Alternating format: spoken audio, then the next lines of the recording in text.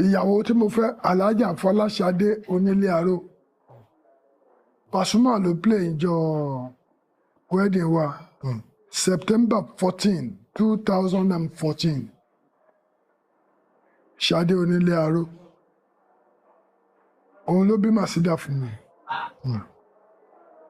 kíyàwó ẹ ní ṣọ́ọ̀bù ń bì kọ́mọ kan wá fẹ́ ṣe tíátà kan wá níyàwó star kan wà bẹ́ẹ̀ tó ń tajà kó wá báyàwó mi kó wá mú wá ìyàwó mi tí mò ń sọ yìí èṣù ni èṣù òun ló bẹ́ mi ládàá lórí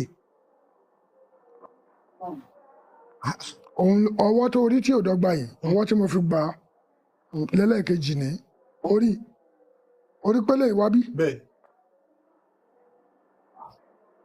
òun ló wá mú ọmọbìnrin yẹn wá sí ọ́fíìsì mi ó fẹ́ kọ́ tíátà ìjọ tó mú un dé mo ní ọmọ ìdẹ́mọ̀ mọ̀ mo yàwó wá fún mi fúnra ẹ̀.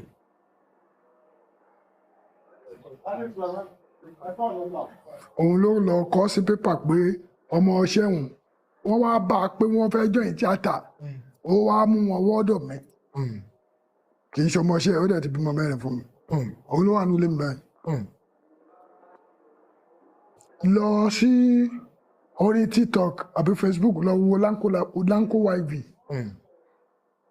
Lanko YV ní TikTok inú ilé mi lájọ wà tàjọ ń ṣe ayé wa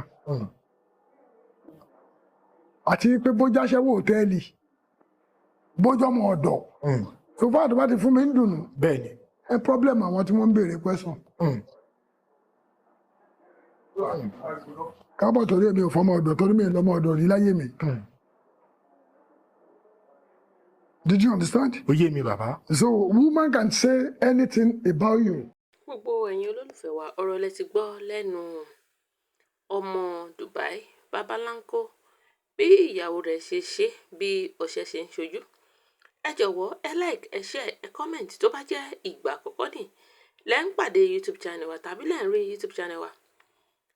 Ẹ comment ẹ share ẹ like ẹ má ṣe gbàgbé láti tẹ aago pa ìgbẹ̀rẹ̀ kó bá lè ta yín lólobó ní ìgbà tí àwọn ìròyìn àjàǹbálẹ̀ mìíràn bá jáde.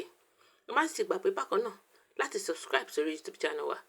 Ọ̀nìrìjì báyìí lọ ti dojú ọ̀nà ọjọ́ rẹ̀ ire o.